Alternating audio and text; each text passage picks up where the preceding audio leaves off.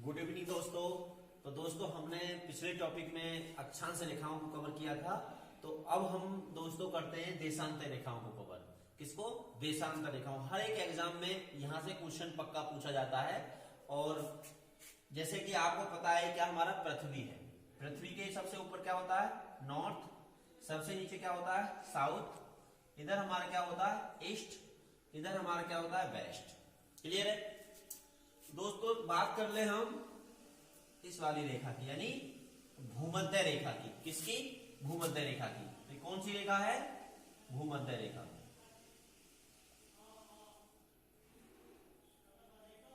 भूमध्य रेखा या 0 डिग्री अक्षांश रेखा। इस रेखा ने पृथ्वी को दो भागों में डिवाइड कर दिया, यानी ये उत्तरी गोलार्ध, ये दक्षिणी गोलार्ध। तो हमने अक्षांश रेखाओं के बारे में पढ़ लिया था। अब हम पढ़ते हैं ये, यानी इस रेखा, यानी कौन सी रेखा खींची हमने? ये ग्रीनविच रेखा। इस रेखा का क्या नाम है?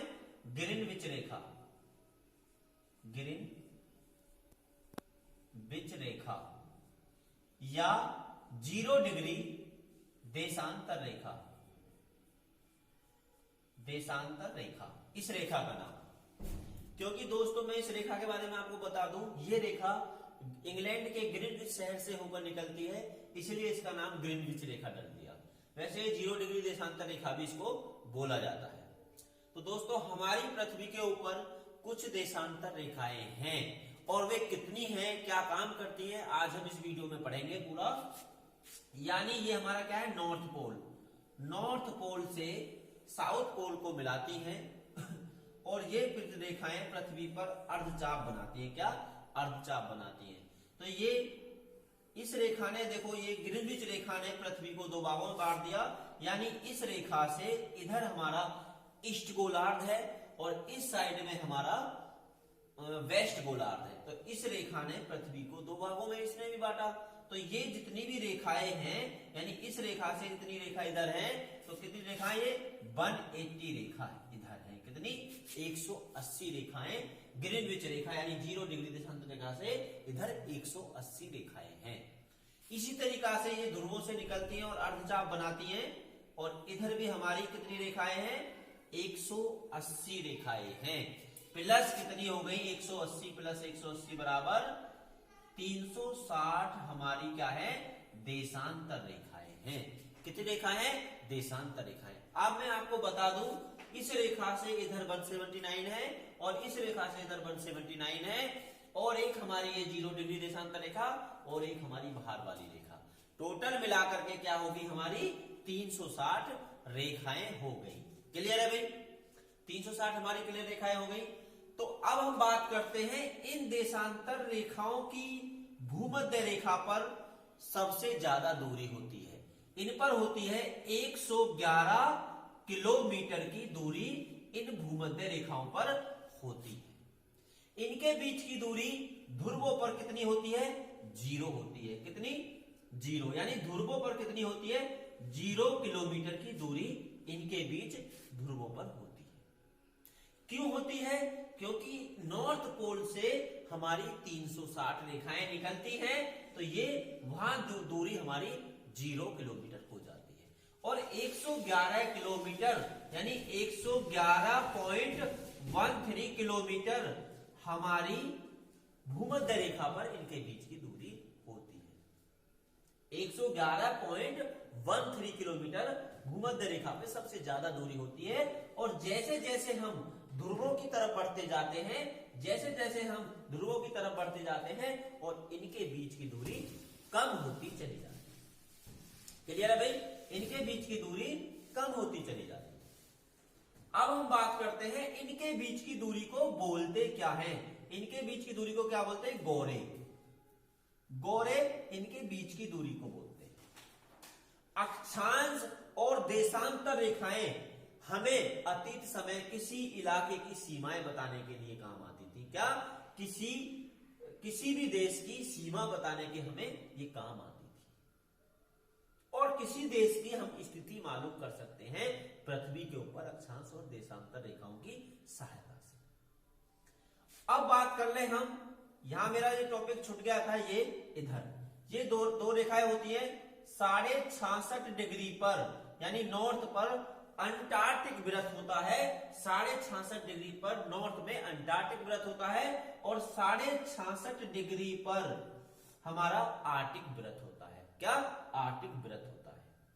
दोस्तों यहां पर हमने बताया था आपको कौन सी रेखा होती है, ये वाली कर्क रेखा होती है। 23.5 डिग्री नॉर्थ पर हमारी कर्क रेखा और 23.5 डिग्री साउथ पर हमारी मकर रेखा।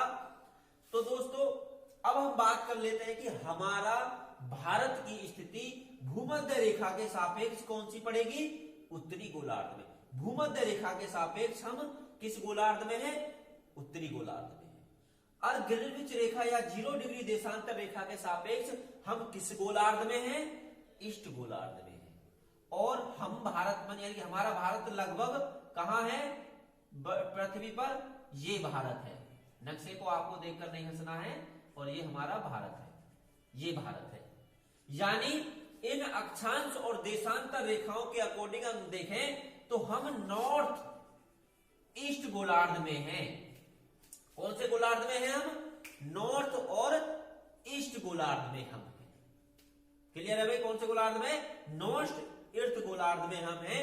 तो हम बात कर लेते हैं जो भारत का जो मतलब सबसे दक्षिणतम और सबसे दक्षिण में कौन सा अक्षांश है और सबसे नॉर्थ में कौन सा अक्षांश है, यानी भारत का अक्षांशीय विस्तार कितना है, हम इस वीडियो में ये बात करेंगे।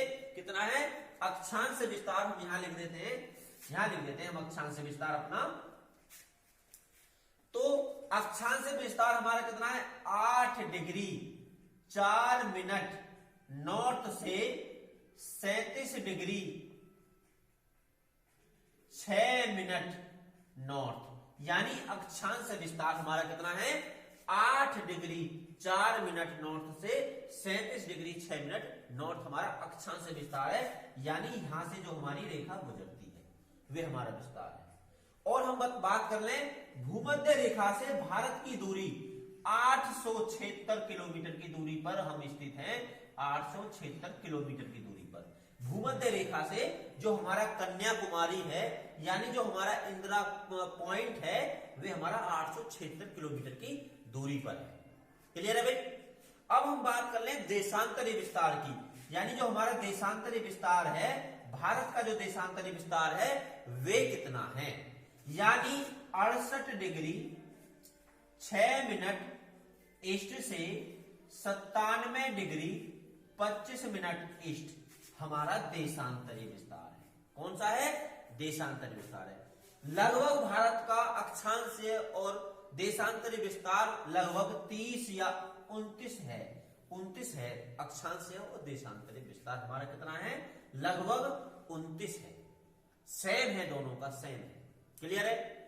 अब हम बात कर लें कि इन एक अक्षांश को पार करने में कितना समय लगता है। अगर हम एक देशांतर को एक देशांतर से पार करेंगे तो कितना समय लगता है, ये नोट कर लो। 4 मिनट का समय लगता है। कितने मिनट का समय लगता है? 4 मिनट का समय लगता है। अब ग्रीनविच शहर से जितनी भी कंट्रियां हमारी ईस्ट की साइड होंगी उनका समय होता है प्लस, और ग्रीनविच शहर से यानी 0 डिग्री देशांतर रेखा से जितनी भी कंट्रियां वेस्ट साइड में होंगी उनका समय होता है माइनस।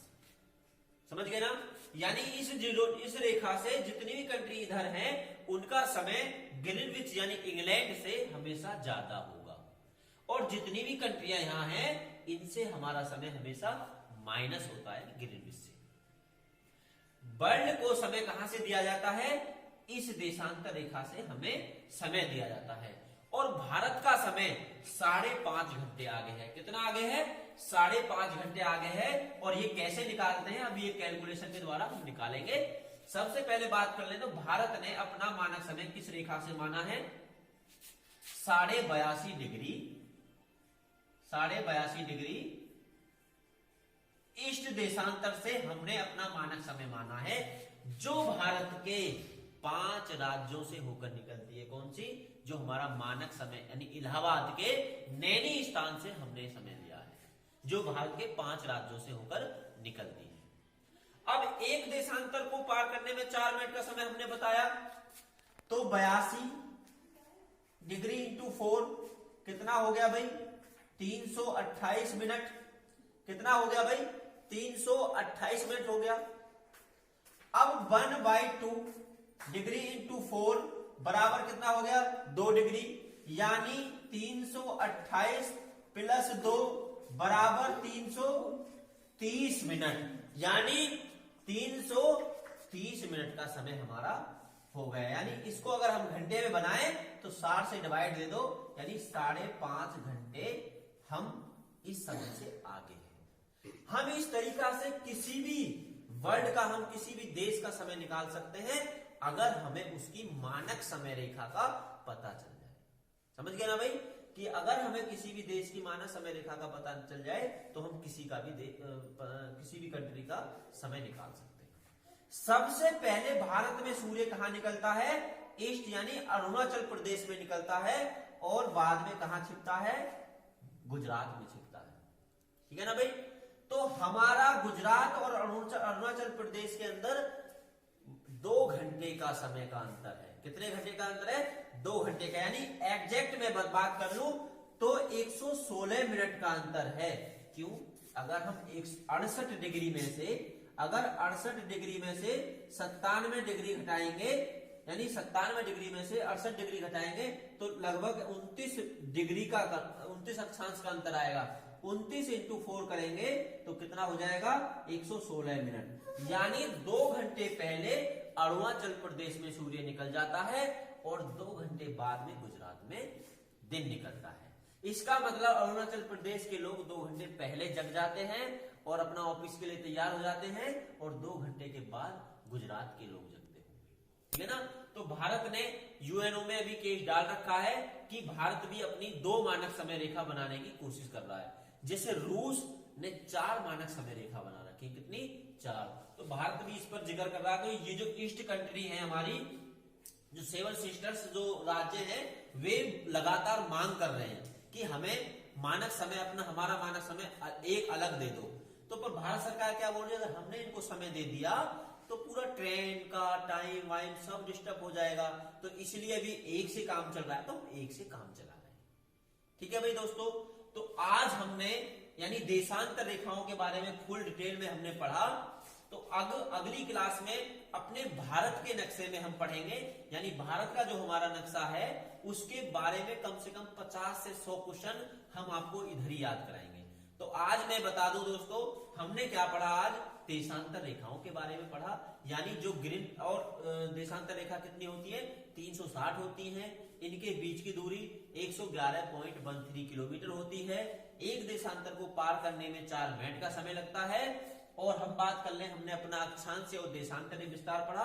अक्षांश विस्तार हमारा 8 डिग्री 4 मिनट नॉर्थ से और 37 डिग्री 6 मिनट नॉर्थ हमारा अक्षांश विस्तार है। हमारा देशांतरी विस्तार है हमारा 68 डिग्री 6 मिनट ईस्ट से 97 डिग्री 25 मिनट ईस्ट देशांतर, यानी हमारा ये समय है। और भारत का जो हमारा क्षेत्रफल है 32,87,263 वर्ग किलोमीटर है, जो हमारा ये विस्तार है।